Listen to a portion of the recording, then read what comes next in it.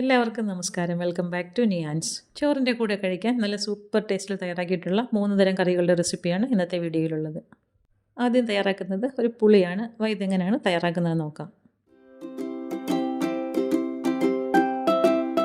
ഇത് തയ്യാറാക്കുന്നതിന് വേണ്ടി ഒരു വലിയ നെല്ലിക്ക വലുപ്പത്തിലുള്ള പുളി ഒരു ബൗളിലേക്ക് ഇട്ട് കൊടുത്തതിന് ശേഷം കുറച്ച് വെള്ളം ഒഴിച്ചു കൊടുത്ത് ഒന്ന് കുതിരാൻ വേണ്ടി മാറ്റി വയ്ക്കാം. അത് കുതിരുന്ന സമയം കൊണ്ട് ഒരു ചട്ടി അടുപ്പത്ത് വെച്ച് കുറച്ച് വെളിച്ചെണ്ണ ഒഴിച്ചു കൊടുക്കാം. വെളിച്ചെണ്ണ ചൂടായിരുമ്പോൾ അതിലേക്ക് 4-5 ചെറിയ ഉള്ളി കട്ട് ചെയ്തതും 6 അല്ലി വെളുത്തുള്ളിയും ഒരു 7 വറ്റൽമുളകും കൂടി എണ്ണയിലേക്ക് ഇട്ട് കൊടുത്ത് നല്ലതുപോലെ ഒന്ന് മൂപ്പിച്ചെടുക്കാം. ഇതെല്ലാം കൂടി എണ്ണയിൽ നന്നായി ഒന്ന് മൊരിഞ്ഞു വരണം. നമുക്ക് കൈ കൊണ്ട് തന്നെ ഒന്ന് തിരുമ്മി യോജിപ്പിക്കാനുള്ളതാണ്. ആ രീതിയിൽ ഇത് മൂപ്പിച്ചെടുക്കണം. ഈ മുളകും വെളുത്തുള്ളിയും ഉള്ളിയും എല്ലാം കൂടെ ഞെരടി ചേർക്കുന്നത് കൊണ്ട് തന്നെ ഈ കറിക്ക് ഭയങ്കര ടേസ്റ്റാണ്.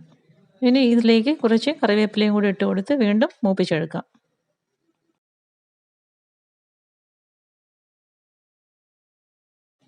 എല്ലാം കൂടി എണ്ണയിൽ കിടന്ന് മൊരിഞ്ഞ് വരാൻ കുറച്ച് സമയമെടുക്കും. ആ ഒരു താമസം മാത്രമേ ഇതിനുള്ളൂ. ഇപ്പോൾ അതെല്ലാം നന്നായി മൂത്ത് വന്നിട്ടുണ്ട്. ആ സമയത്ത് അതിലേക്ക് 1/2 ടീസ്പൂൺ കുരുമുളക് പൊടിയും 1/4 ടീസ്പൂൺ മഞ്ഞൾപ്പൊടിയും കൂടി ചേർത്ത് കൊടുക്കുക. ഇനി ഇട്ട് കൊടുത്ത പൊടിയുടെയൊക്കെ പച്ചമണം ഒന്ന് മാറുന്നത് വരെ വീണ്ടും ഒന്ന് മൂപ്പിച്ചെടുക്കുക. അപ്പോൾ അതെല്ലാം നന്നായി മൂത്ത് കിട്ടിയിട്ടുണ്ട്. ഈ സമയം ആകുമ്പോഴേക്കും ഫ്ലെയിം ഓഫ് ചെയ്ത് നല്ലതുപോലെ ഒന്ന് തണുക്കാൻ വേണ്ടി മാറ്റി വയ്ക്കാം. അപ്പോൾ അതെല്ലാം നന്നായി തണുത്ത് കിട്ടിയിട്ടുണ്ട്. ഇനി നമുക്ക് കൈ കൊണ്ട് നന്നായി ഇതിനെ ഒന്ന് ഞെരടി യോജിപ്പിച്ചെടുക്കാം. ഞാൻ ഈ ചട്ടിയിലിട്ട് തന്നെയാണ് ഞെരടി എടുക്കുന്നത്. നിങ്ങൾക്ക് വേണമെങ്കിൽ വേറൊരു പാത്രത്തിലേക്ക് മാറ്റിയിട്ട് വേണമെങ്കിൽ ഞെരടി എടുക്കാം. എല്ലാം ഇതേപോലെ നന്നായി ഒന്ന് ഞെരടി എടുത്തതിന് ശേഷം നേരത്തെ വെള്ളത്തിലിട്ട് വെച്ചിരിക്കുന്ന പുളി നല്ലതുപോലെ പിഴിഞ്ഞ് ഇതിലേക്ക് ചേർത്ത് കൊടുക്കാം. ഇനി പുളിക്കനുസരിച്ചുള്ള വെള്ളം കൂടി നമുക്കിതിലേക്ക് ആഡ് ചെയ്ത് കൊടുക്കാം.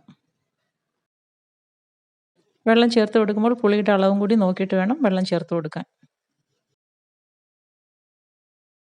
ഇനി ആവശ്യത്തിനുള്ള ഉപ്പും കൂടി ഇട്ട് കൊടുത്ത് നല്ലതുപോലെ ഒന്ന് മിക്സ് ചെയ്തെടുക്കാം. നല്ലതുപോലെ ഇളക്കി കൊടുത്തതിന് ശേഷം മൂടി വെച്ച് തിളയ്ക്കുന്നത് വരെ വെയിറ്റ് ചെയ്യാം. അപ്പോൾ അതാ പുളി നന്നായി തിളച്ച് കിട്ടിയിട്ടുണ്ട്. ഈ ഒരു സമയമാകുമ്പോഴേക്കും ഫ്ലെയിം ഓഫ് ചെയ്യാം. ഇനി നമുക്ക് അടുപ്പിൽ നിന്നും മാറ്റി വയ്ക്കാം. മല്ലിയിലേക്ക് ഇഷ്ടമുള്ളവരാണെന്നുണ്ടെങ്കിൽ കുറച്ച് മല്ലിയിലയും കൂടി ഇതിലേക്ക് ഇട്ട് കൊടുക്കാം. ഇത് ഇതേപോലെ ഒന്ന് ട്രൈ ചെയ്ത് നോക്കൂ. ചോറിൻ്റെ കൂടെയൊക്കെ കഴിക്കാൻ പറ്റിയ ഒരു ഐറ്റമാണ്. ഇതുണ്ടെങ്കിൽ പിന്നെ ചോറ് കഴിക്കാൻ വേറെ കറിയുടെ ഒന്നും ആവശ്യമില്ല. വളരെ സിമ്പിളായിട്ട് പെട്ടെന്ന് തയ്യാറാക്കാൻ പറ്റുന്ന ഈ കറി ഈ ഒരു രീതിയിലൊന്ന് തയ്യാറാക്കി നോക്കൂ.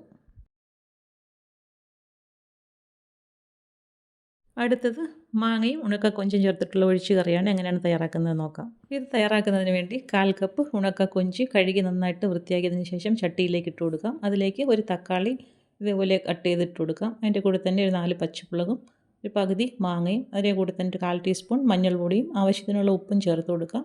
ഇനി കുറച്ച് വെള്ളവും കൂടെ ഒഴിച്ചു കൊടുത്ത് നല്ലതുപോലെ ഒന്ന് മിക്സ് ചെയ്ത് കൊടുത്തതിന് ശേഷം അടുപ്പിലേക്ക് വെച്ച് കൊടുത്തൊന്ന് വേവിച്ചെടുക്കാം. അത് വേകുന്ന സമയം കൊണ്ട് നമുക്ക് ഇതിന് വേണ്ടി അരപ്പ് തയ്യാറാക്കിയെടുക്കാം. അതിനുവേണ്ടി 1/2 കപ്പ് തേങ്ങ ചിരകിയത് മിക്സിയുടെ ജാറിലേക്ക് ഇട്ട് കൊടുക്കാം. പിന്നീട് അതിലേക്ക് ഒരു 6 ചുവന്നുള്ളി തൊലി കളഞ്ഞ് വൃത്തിയാക്കിയതും ഒരു നുള്ളു ഉലുവയും ആവശ്യത്തിനുള്ള വെള്ളവും ചേർത്ത് കൊടുത്ത് നന്നായിട്ടൊന്ന് അരച്ചെടുക്കാം.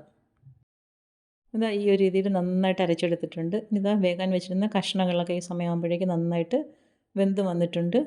ഇനി നമുക്ക് അരച്ച് വെച്ചിരിക്കുന്ന അരപ്പ് ഇതിലേക്ക് ഒഴിച്ചു കൊടുക്കാം. നല്ലതുപോലെ ഒന്ന് ഇളക്കി കൊടുത്തതിന് ശേഷം തയ്യാറാക്കിയ അരപ്പ് ഇതിലേക്ക് ഒഴിച്ചു കൊടുക്കാം. ഒഴിച്ചു കൊടുത്തതിന് ശേഷം നല്ലതുപോലെ ഒന്ന് മിക്സ് ചെയ്ത് കൊടുക്കാം. ഇനി നമുക്ക് വെള്ളം എത്രത്തോളം ആവശ്യമുണ്ടോ കറിക്കനുസരിച്ച് ഗ്രേവി എത്രത്തോളം വേണോ അതിനനുസരിച്ചുള്ള വെള്ളവും കൂടി അതിലേക്ക് ഒഴിച്ചു കൊടുക്കാം. ഒഴിച്ചു കൊടുത്തതിന് ശേഷം നന്നായിട്ടൊന്ന് ഇളക്കി കൊടുക്കാം. ഈ സമയത്ത് ഉപ്പ് നോക്കിയതിന് ശേഷം ആവശ്യമുണ്ടെന്നുണ്ടെങ്കിൽ ഉപ്പും കൂടി ചേർത്ത് കൊടുക്കാം. ഉപ്പും ചേർത്ത് കൊടുത്തതിന് ശേഷം നല്ലതുപോലെ ഒന്ന് ഇളക്കി കൊടുക്കാം. കറി ഇനി തിളയ്ക്കരുത്. നന്നായിട്ട് ഇളക്കിയതിന് ശേഷം ഒന്ന് ചൂടാക്കി എടുത്താൽ മതിയാകും. ഇനി ഇതിലേക്ക് നമുക്കൊന്ന് താളിച്ചൊഴിക്കാം. അപ്പോൾ ഫ്ലെയിം ഓഫ് ചെയ്ത് കൊടുത്തതിന് ശേഷം താളിച്ചൊഴിക്കാം. അതിന് വേണ്ടി ഒരു കടായി വെച്ച് കൊടുക്കാം. അതിലേക്ക് വെളിച്ചെണ്ണ ഒഴിച്ചു കൊടുത്ത് കടുകും ചുവന്നുള്ളിയും കറിവേപ്പിലയും കൂടി ഇട്ട് കൊടുക്കാം. ഇട്ട് കൊടുത്ത് നന്നായിട്ടൊന്ന് മൂപ്പിച്ചെടുക്കണം. ചുവന്നുള്ളിയും കറിവേപ്പിലയൊക്കെ നന്നായിട്ട് മൂത്ത് വരുന്ന സമയത്ത് ഒരു നുള്ള് മുളക് പൊടി ഇതിലേക്ക് ഇട്ട് കൊടുക്കാം.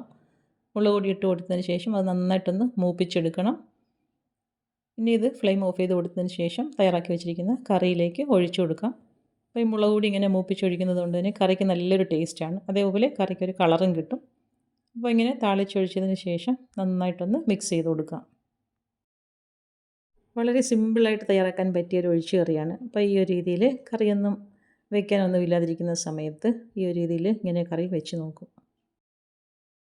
അടുത്തത് ഒരു ബീട്രൂട്ട് തോരനാണ്. അപ്പോൾ വെറൈറ്റി രീതിയിൽ തയ്യാറാക്കിയ ബീട്രൂട്ട് തോരനാണ്. അപ്പോൾ തയ്യാറാക്കുന്നതിന് വേണ്ടി ഒരു ബീട്രൂട്ട് തൊലി കളഞ്ഞ് കഴുകിയെടുത്തിട്ടുണ്ട്. അതിൻ്റെ ഇനി നന്നായിട്ടൊന്ന് കനം കുറഞ്ഞ് അരിഞ്ഞെടുക്കണം. അപ്പോൾ ഈ ഒരു രീതിയിൽ ഇങ്ങനെ ഒന്ന് കട്ട് ചെയ്തെടുത്തതിന് ശേഷം എല്ലാം കൂടി അടുക്കി വെച്ചിട്ട് വളരെ കനം കുറച്ച് അരിഞ്ഞെടുക്കാം. നമ്മൾ മെഴുക്ക് പുരട്ടിക്കൊക്കെ അരിയുന്ന ആ ഒരു വലുപ്പത്തിൽ നന്നായിട്ട് കനം കുറച്ച് അരിഞ്ഞെടുക്കാം. എത്രത്തോളം കനം കുറയുന്നു അത്രത്തോളം നല്ലതാണ്. അപ്പോൾ അത് എടുത്ത് വെച്ച് ബീട്രൂട്ട് ഇതേപോലെ ഇങ്ങനെ ഒന്ന് അരിഞ്ഞെടുത്തിട്ടുണ്ട്. ഇനി ഇത് വേവിക്കാനുള്ള പാത്രത്തിലേക്ക് മാറ്റി കൊടുക്കാം. ഇതേപോലെ പാത്രത്തിലേക്ക് ആക്കി കൊടുത്തതിന് ശേഷം അതിലേക്ക് ആവശ്യത്തിനുള്ള ഉപ്പ് ചേർത്ത് കൊടുക്കാം. ഉപ്പും ചേർത്ത് കൊടുത്തതിന് ശേഷം വേകാൻ ആവശ്യമുള്ള കുറച്ച് വെള്ളം, വളരെ കുറച്ച് വെള്ളം മതിയാകും. ബീട്രൂട്ടൊക്കെ പെട്ടെന്ന് വെന്ത് കിട്ടും. അപ്പം ആ ഒരളവിൽ വെള്ളവും കൂടെ ഒഴിച്ച് കൊടുത്ത് നന്നായിട്ടൊന്ന് മിക്സ് ചെയ്ത് കൊടുക്കുക. അപ്പോൾ ചേർത്ത് കൊടുത്ത ഉപ്പ് വെള്ളത്തിൽ നല്ലതുപോലെ ഒന്ന് മിക്സ് ചെയ്ത് കൊടുത്തതിന് ശേഷം പാത്രം മൂടി വെച്ച് അടുപ്പിലേക്ക് വെച്ച് കൊടുത്ത് വേവിച്ചെടുക്കാം. അത് വേകുന്ന സമയം കൊണ്ട് കുറച്ച് സാധനങ്ങളൊന്ന് വറുത്ത് പൊടിക്കാനുണ്ട്. അപ്പോൾ അതിന് വേണ്ടി പാൻ അടുപ്പിലേക്ക് വെച്ച് കൊടുത്ത് വെളിച്ചെണ്ണ ഒഴിച്ച് കൊടുക്കാം. വെളിച്ചെണ്ണ ഒന്ന് ചൂടായി അതിലേക്ക് ഒരു ടേബിൾ സ്പൂൺ ഉഴുന്നും കൂടി ഇട്ട് കൊടുക്കാം. അതിൻ്റെ കൂടെ തന്നെ ഒരു 4 വറ്റൽമുളകും കൂടി ചേർത്ത് കൊടുക്കാം. പിന്നീട് അതിലേക്ക് ഒരു 1/4 ടീസ്പൂണോളം ജീരകവും കൂടി ചേർത്ത് കൊടുത്ത് ഇനി എല്ലാം കൂടി നന്നായിട്ടൊന്ന് വറുത്തെടുക്കണം. അപ്പോൾ ഇതൊക്കെ നല്ലതുപോലെ മൂത്ത് വരുമ്പോൾ കളർ മാറിക്കിട്ടും. ആ ഒരു പരുവം വരെ നല്ലതുപോലെ ഒന്ന് ഇളക്കി കൊടുക്കാം. ഇതെല്ലാം എണ്ണയിൽ കിടന്ന് പെട്ടെന്ന് തന്നെ ഒരു ഫ്രൈ ആയി കിട്ടുന്ന ഐറ്റംസാണ്. അപ്പോൾ ഇതേപോലെ നന്നായിട്ടൊന്ന് മൂത്ത് വരുന്ന സമയത്ത് കുറച്ച് കറിവേപ്പിലയും കൂടെ അതിലേക്ക് ഇട്ട് കൊടുക്കാം. അതിൻ്റെ കൂടെ തന്നെ കുറച്ച് തേങ്ങ ചിരകിയതും കൂടി ചേർത്ത് കൊടുക്കണം. നമുക്ക് ആവശ്യമുള്ള അത്രയും തേങ്ങ ഇതിലേക്ക് ചേർത്ത് കൊടുത്തതിന് ശേഷം ഇനി ആ തേങ്ങ മൂക്കുന്നത് വരെ ഒന്ന് ഇളക്കി കൊടുക്കാം. എണ്ണയിൽ കിടന്ന് മൂക്കുന്നത് കൊണ്ട് തന്നെ തേങ്ങ വളരെ പെട്ടെന്ന് തന്നെ മൂത്ത് കിട്ടും. നന്നായിട്ടൊന്ന് കളർ മാറി ഒരു ഗോൾഡൻ യെല്ലോ കളർ ആകുമ്പോഴേക്കും ഫ്ലെയിം ഓഫ് ചെയ്ത് കൊടുക്കാം. എന്നിട്ട് വേണം നമുക്കൊന്ന് പൊടിച്ചെടുക്കാൻ. ഇപ്പം നന്നായിട്ട് പരുവായി വന്നിട്ടുണ്ട്. ഈ ഒരു സമയമാകുമ്പോഴേക്കും ഫ്ലെയിം ഓഫ് ചെയ്ത് അടുപ്പിൽ നിന്ന് മാറ്റി തണുക്കാൻ വേണ്ടി വെക്കാം. വേഗം വെച്ചിരുന്ന ബീട്രൂട്ട് ഇടയ്ക്കൊന്ന് ഇളക്കി കൊടുക്കാം. ഇളക്കി കൊടുത്തതിന് ശേഷം വീണ്ടും നല്ലതുപോലെ ഒന്ന് ഫ്ലെയിം സിമ്മിലാക്കി കൊടുത്തതിന് ശേഷം മൂടി വയ്ക്കാം. മൂടി വെച്ചതിന് ശേഷം ഇനി നമ്മൾ നേരത്തെ വറുത്ത് വെച്ചിരുന്നത് നന്നായിട്ട് തണുത്തിട്ടുണ്ട്. ആ ഒരു സമയത്ത് ഇത് മിക്സിയുടെ ജാറിലേക്ക് ഇട്ട് കൊടുത്തൊന്ന് പൊടിച്ചെടുക്കണം. അപ്പോൾ നന്നായിട്ട് തണുത്തതിന് ശേഷം ഇതേപോലെ ജാറിലേക്ക് ഇട്ട് കൊടുക്കാം. ഇട്ട് കൊടുത്തിനി അതൊന്ന് പൊടിച്ച് മാറ്റി വയ്ക്കാം. അപ്പോൾ ഇതേപോലെ ജാറിലേക്ക് ആക്കി കൊടുത്തതിന് ശേഷം നല്ലതുപോലെ ഒന്ന് പൊടിച്ചെടുക്കാം. ഈ ഒരു രീതിയിൽ പൊടിച്ചെടുത്തിട്ടുണ്ട്. ഇനി നമുക്ക് ആ ബീട്രൂട്ട് വെന്തതിനെ പാത്രത്തിൽ നിന്ന് മാറ്റിയതിന് ശേഷം അതിലേക്ക് കുറച്ച് വെളിച്ചെണ്ണ ഒഴിച്ചു കൊടുക്കാം. വെളിച്ചെണ്ണ നന്നായിട്ട് ചൂടായി വരുമ്പോൾ കുറച്ച് കടുകും കറിവേപ്പിലയും ഇട്ട് കൊടുത്തൊന്ന് മൂപ്പിച്ചെടുക്കാം. അത് രണ്ടും കൂടി മൂത്ത് വരുന്ന സമയത്ത് അതിലേക്ക് ഒരു സവാള ചെറുതായിട്ട് അരിഞ്ഞത് ഇട്ട് കൊടുക്കണം. വളരെ കനം കുറച്ച് അരിഞ്ഞതാണ്. അപ്പോൾ അത് നല്ലതുപോലെ ഒന്ന് വഴറ്റി കൊടുക്കാം. സവാള വഴറ്റാൻ വെക്കുന്നതിൻ്റെ കൂട്ടത്തിൽ തന്നെ ആവശ്യത്തിനുള്ള ഉപ്പും കൂടെ ചേർത്ത് കൊടുക്കാം. നമ്മൾ ബീട്രൂട്ടിന് ഉപ്പ് ഇട്ട് കൊടുത്തിരുന്നു. അപ്പം അതിന് ആവശ്യമുള്ള അത്രയും ഉപ്പ് മാത്രം ചേർത്ത് കൊടുത്താൽ മതിയാകും. ഉപ്പും ഇട്ട് കൊടുത്ത് വീണ്ടും നല്ലതുപോലെ ഒന്ന് ഇളക്കി കൊടുക്കാം. സവാള നന്നായിട്ടൊന്ന് വഴണ്ട് കിട്ടണം.